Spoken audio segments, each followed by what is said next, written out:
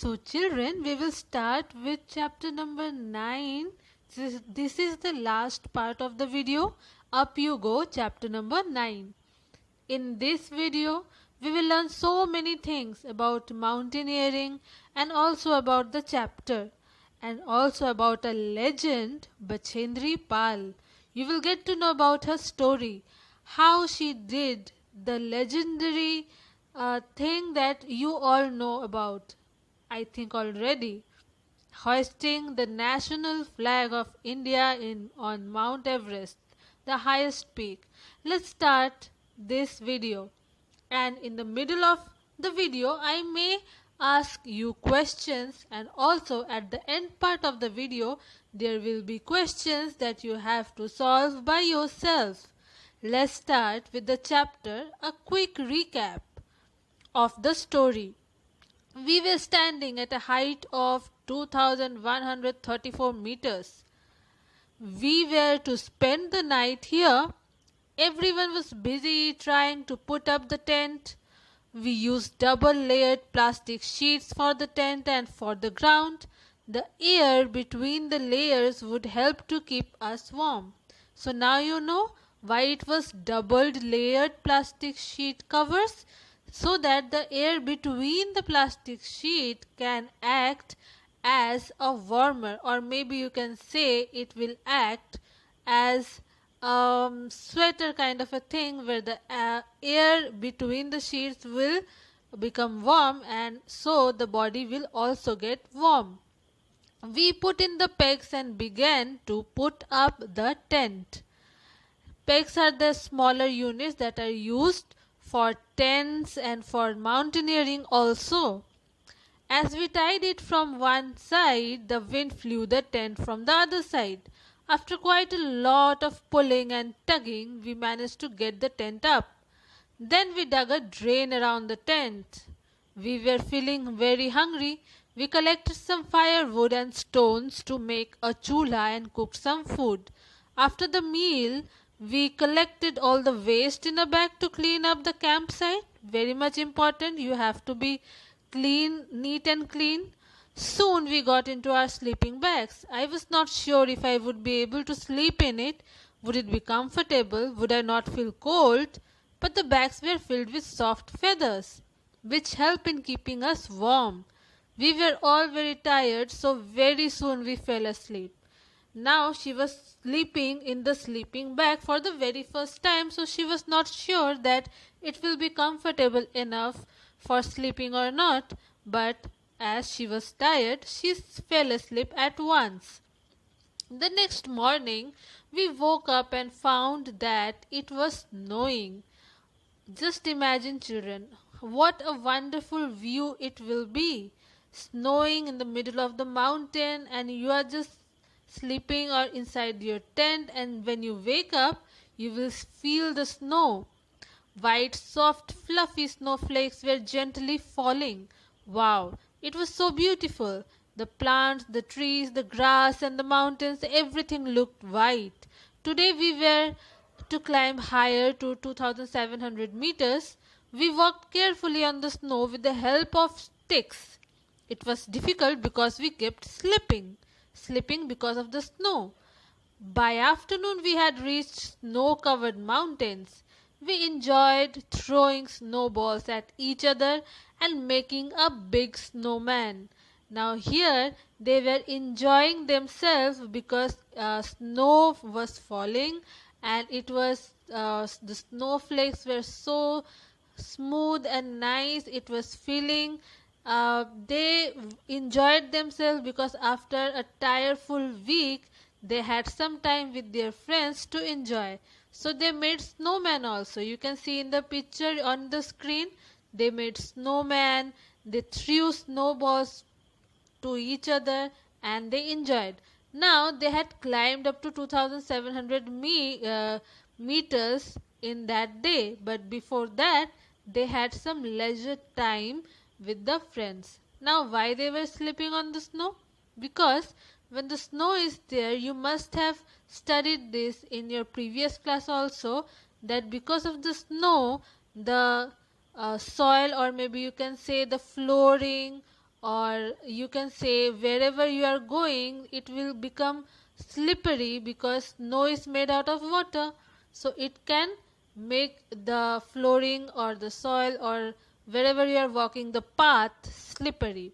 Now here I am showing you children few mountaineering gadgets, or you can say few mountaineering tools and equipment. Here you can see all the things that are used for mountain climbing, like the helmet, harness, rope, ATC, quick draw, ice axe, ice tool, crampons, snowshoes, ice crew, picket, snow, fluke.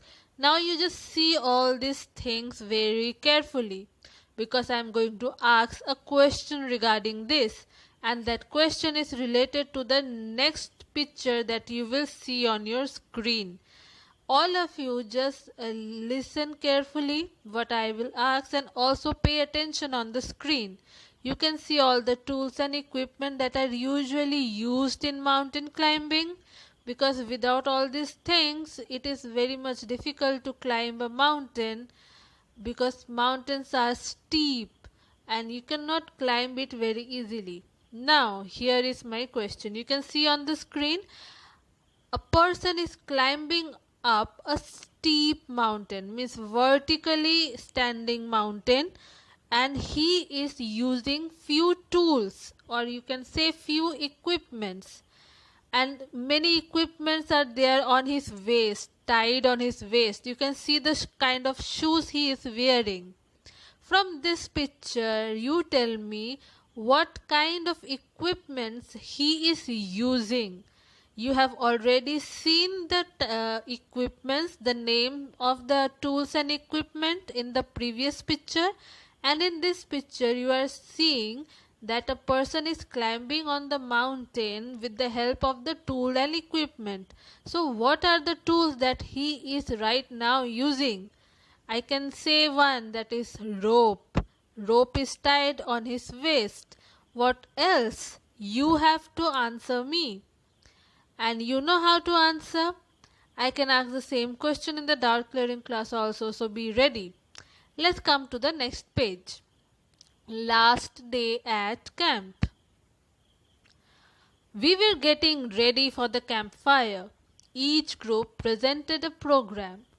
We were enjoying, telling jokes and laughing, singing and dancing around the campfire. Soon it was midnight. Brigadier Gyan Singh got up and called me. I thought, oh no, what have I done this time? But when Sir announced my name for the Best Performance Award, I stood still. He blessed me and tears of joy rolled down my face. Such a journey.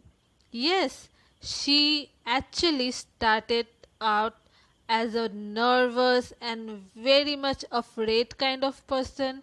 She was not willing to do anything, not even climbing the mountains or not even walking through the paths.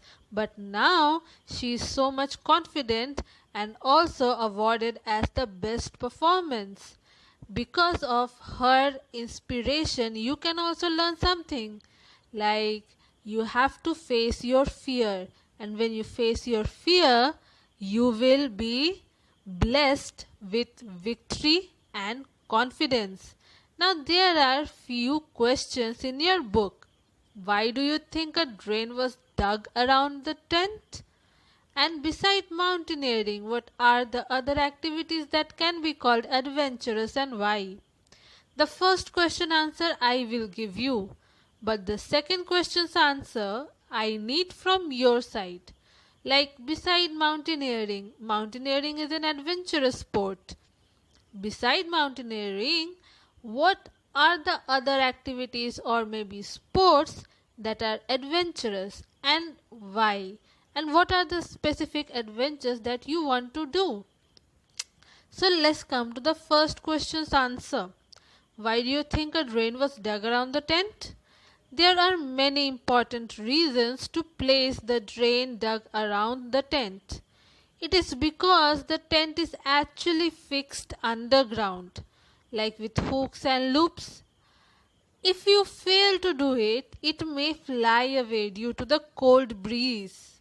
Cold breeze means the cold air or the cold wind that flows in the mountain region at a certain height. There is a strong wind that blows on the mountains. It is one of the most important steps in placing the tent. So, when you are making a tent or placing a tent with nails, hooks, and loops, so you need to duck a canal, or maybe you can say a drain around it, so that it can dug deep inside and the cold breeze or the wind cannot fly it away. Now let's come to the portion of the book, or maybe you can say the chapter, where there is a short story about a legend I was talking about in the beginning. Let's see, who is she? A 12-year-old girl living in the mountains was out on a school picnic. She climbed a mountain peak of 4,000 meters and with her friends. The girls had gone this for fun and adventure. Soon it was dark and they could not come down. It was also cold and scary. They were alone without any food and it was a long night. This happened to Bachendri Pal, played when she was a young girl. Bachendri grew up in Nakuri village in the Garhwal area of Uttarakhand. When she grew older, she joined Nehru Institute of Mountaineering, Uttarkashi. Her guide was Brigadier Gyan Singh. Bachendri did very well in her training. She started to train women in mountaineering courses. In 1984, Bachendri was selected as a team member to climb the Mount Everest. Now you know she was brave from the beginning. Means when she was just a child, 12-year-old, she actually did something which was a little bit different. Like she climbed a 4,000-meter peak of a mountain with her friends. That was really brave.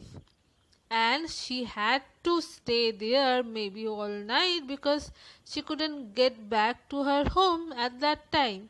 So bravery was there from the beginning, but it was also not uh, okay because she had not informed anybody else. Now here is a picture of a woman holding the national flag. Can you tell me who is she? I can give you a hint. She is a legend who climbed the Mount Everest. Yes, you get it right. She is Bachendri Pal. This picture was taken when she climbed the highest peak of Mount Everest and hoisted the national flag of India. Look how proud she is holding the national flag. Similarly, by seeing this picture, we all should feel proud because she was the first woman in India who climbed the Mount Everest with so much bravery and so much enthusiasm. She got many awards from the president also, and she is known worldwide because of this. And she has made India proud in real sense because I think in the whole world she comes in the top 10 of the women who actually climbed the Mount Everest peak. Now there is another story of Bachendri Pal, the how she conquered. Let's see how she made the victory. There were 7 women in that 18-member team. On the night of 15th May, the team was very tired after having reached a height of 7,300 meters. The team put up their tents and went to sleep. Around midnight, they heard a loud sound and then a bang. Before they were fully awake, the tent flew off and something very heavy hit them. There was something going on. What's that? There was a terrible snowstorm. Bachendri was almost buried under the snow and was hurt on the head. Many of the team members were also injured. The others used snow picks and axes to dig out those who had been buried under the snow. Now, snow picks and axes, I have shown you the picture. That they are the tools and instruments used for mountain climbing. The rest of the team members returned to base camp, but Bachendri went ahead, climbing slowly but steadily towards the peak. It was 7 minutes past 1 o'clock in the afternoon of 23rd May when Bachendri Pal stepped onto the peak of 8,900-meter high Mount Everest, also called as Sagarmatha in Nepal. So the peak is called as Sagarmatha. There was another team member with her. She was not alone, there was another woman. There was no space for two people to stand on top of the same time, so one slip and they would fall straight down 1,000 feet below. Bachendri and her teammate dug into the snow and pitched their axe firmly in the ice. Using this as a hook, they tied themselves to it with a rope. Only then two of them could stand there. She was shivering with cold but filled with the warmth of achievement. She bowed and she was really grateful for this. Now let's come to the question part that I was talking about. These are the questions that you are going to answer. Means first you will try to answer them by yourself. Okay? So these are the 10 questions from the book. You have to try to answer by yourself. I am just reading it out. Question number 1. Write the full form of NIM. Question number 2. List the responsibilities that has to be taken by a leader of a team. Question number 3. Write the name and detail about the lady on whom this story is made. Next question. How did Sangeeta ma'am cross the river? Next. What are sling and rucksacks? What they had carried in their rucksacks? It is rucksacks. After getting separated from their team, how Sangeeta ma'am and Khondobi again joined with their team.